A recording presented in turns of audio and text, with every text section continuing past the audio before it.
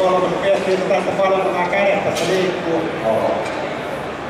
Ja nyt 2 käden valolla voidaan se tohon noin, ja sitten tuossa kädet. Vartalo kierrii mennä taakse. Ja on melkein etustopin, takastopin paikka tulee tohon noin. Etustopin paikka tulee tohon, kun vartalo kierrii. Ja lähtee ihan tuossa noin. Hyvin kevyt. Naista varsinkin niin on paljon etuaheita, kun mennään vedestä lähteviin heittoihin. Jos muutenkin käytetään vartalokiertoa, niin idea on vaan se, että käytetään vartalokiertoa tähän myöskin tuonne eteenpäin heittämiseen. Eli käytetään sekä siiman nostamiseen, koko vartaloa, että sitten voiko mennä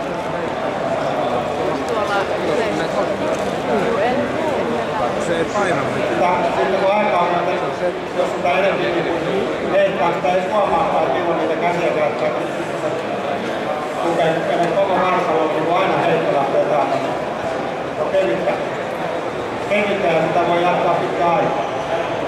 Toinen hyvä puoli siinä on se, että kun vapa latautuu, niin just tästä kun lähtee vartalo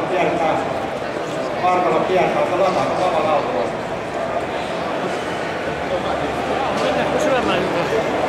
Sama juttu, jos otetaan täältä pidempi ruupainen siima. Aina sanotaan, että pitkät siimat on painavia käyttää.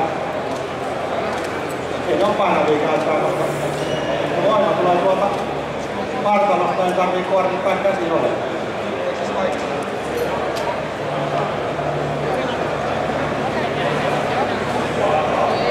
Ihan sama, mutta laitetaan se veteen. Se lähtee niin vaivasta.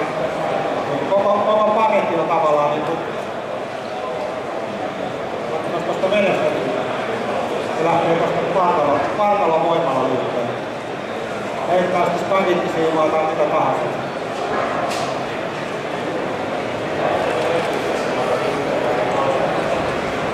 Voidaanhan sitä sitten tarvittaessa ottaa niitä käsiäkin mukaan, eli jos halutaan, niin laittaa ne kädet siihen sisään, joku vaiheessa olisi kannattaa. Tällä systeemillä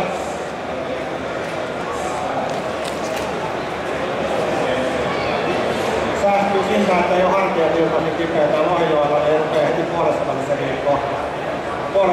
viikkoa. Niin sielläkään ole jumissa tää koko